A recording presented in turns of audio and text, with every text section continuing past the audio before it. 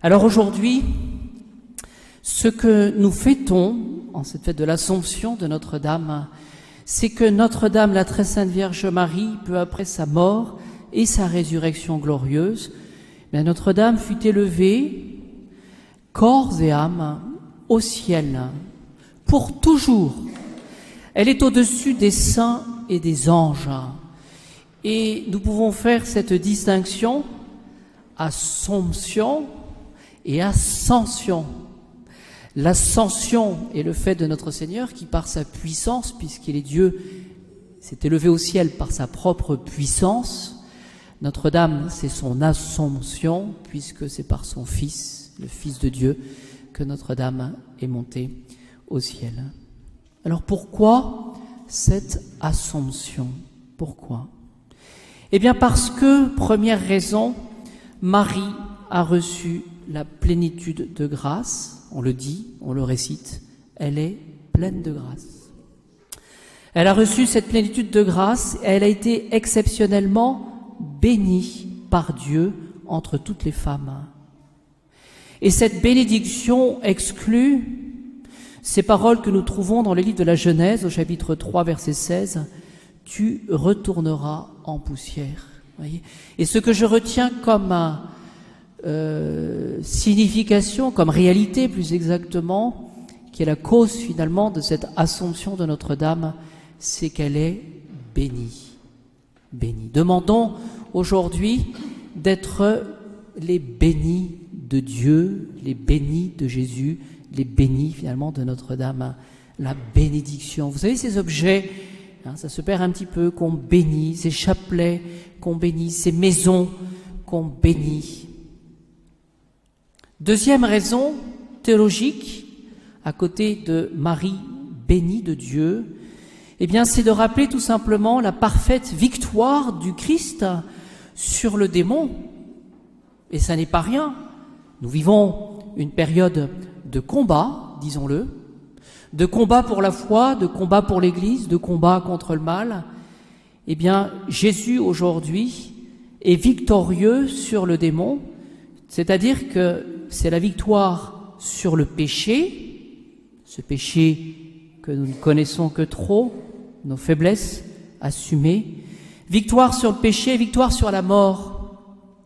Marie a été associée à la pleine victoire du Christ sur la mort par la résurrection anticipée et par son Assomption. Donc, bénédiction et aussi victoire. Victoire sur la mort et sur le péché. Et ça n'est pas rien que cette victoire, parce que avec le Christ et par l'intercession de Notre-Dame, nous savons de manière certaine que nous obtiendrons la victoire. Oui, donc il n'y a pas de fatalité, pas de manque d'espérance. Soyons forts dans notre foi.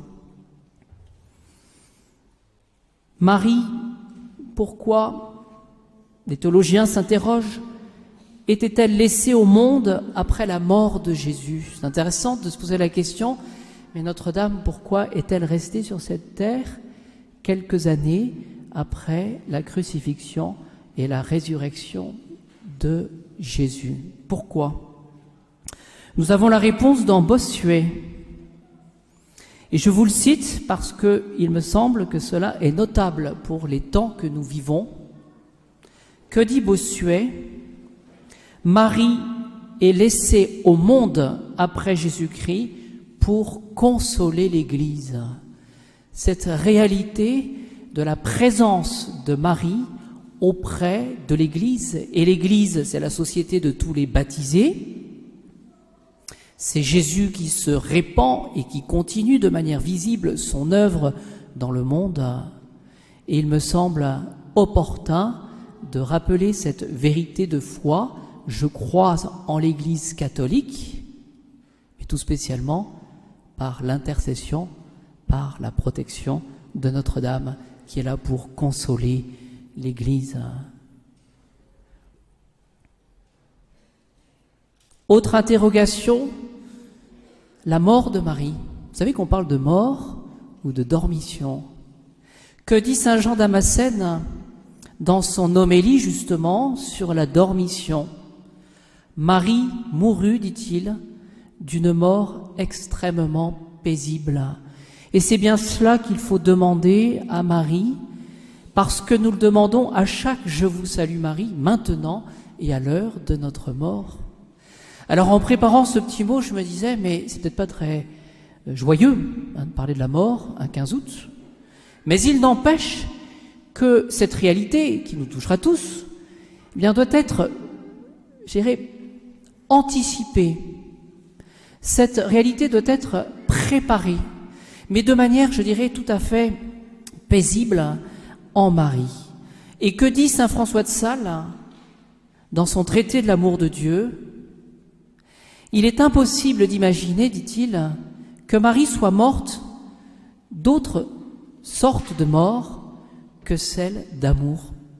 Et si je vous livre cela, c'est que saint François de Sales a une belle parole, me semble-t-il, pour nous aider justement à bien voir quel est le rôle de Marie pour le péché et pour préparer notre éternité. Eh bien, que dit saint François de Sales? Il dit que Marie est morte d'amour. Morte d'amour. Demandons cette grâce, eh bien, qu'au moment de notre mort, nous ayons fait comme Marie déjà le sacrifice de notre vie. Seigneur, vous nous donnez la vie. Seigneur, nous savons qu'il y aura cette échéance, mais c'est pour naître à la vie éternelle. Eh bien, donnez-moi, Seigneur, cette grâce, eh bien, déjà, de vivre chaque jour ce sacrifice de ce que j'ai de plus cher, de la vie, pour pouvoir, justement, la vivre de manière imminente. Et que dit saint François de Sales? Son âme était mûre pour le ciel. Et cette question aussi, nous pouvons la poser aujourd'hui avec Marie. Est-ce que je prépare dès ici-bas, eh bien, mon éternité? Est-ce que je vis en fonction du ciel? Ou est-ce que je vis en fonction des choses terrestres?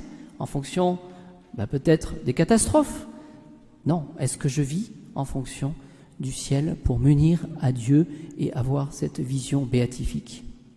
Ma conclusion, je l'ai trouvée puisque nous sommes près de Lourdes aussi en pensée, dans ces derniers instants de Bernadette Soubirous, Sainte Bernadette. Nous avons une belle statue, d'ailleurs on la voit peu dans notre église, de Sainte Bernadette. Elle est décédée le mercredi de Pâques, le 16 avril 1879. Et que va faire Sainte Bernadette au moment de sa mort? Que va-t-elle faire? Elle va demander à ce qu'on lui donne le crucifix qui était dans sa chambre, dans son infirmerie. Et qu'est-ce qu'elle va faire? Elle va serrer le crucifix contre elle en disant « Mon Jésus, oh que je l'aime ». C'est-à-dire que, vous voyez, que va nous donner Notre-Dame? Qu'est-ce que nous montre Sainte Bernadette comme exemple? Eh bien, c'est de vivre jusqu'au bout avec Jésus, pour Jésus. Mon Jésus, oh que je l'aime. Elle demande, ce sont ses derniers mots, la force et la patience. La force, c'est cette conviction justement qu'on connaît le chemin, et la patience, c'est qu'on est capable, pour l'amour du bon Dieu, eh bien, de supporter ces obstacles qui finalement nous permettent d'être plus près de Jésus. Elle termine sa vie par une vision du ciel et elle demande « Priez pour moi » et ensuite « J'ai soif ». Priez pour moi, j'ai soif. En cette fête de Notre-Dame, eh bien, demandons que Jésus soit vraiment beaucoup plus présent dans notre vie par la prière, par cette charité que nous pouvons avoir les uns pour les autres. Parce que cette charité, cet amour du prochain, cette patience, eh bien, nous l'avons à cause de Jésus et par Marie. Et encore une fois, aujourd'hui, prions pour tous ceux qui sont malades, prions pour toutes ces familles qui souffrent par la maladie d'un proche. Et demandons à Notre-Dame aussi qu'elle veille sur chacun de nous pour qu'elle nous donne dans son sillage justement cette confiance, cette espérance et cette capacité justement de rayonner et de parler du nom de Jésus. Amen.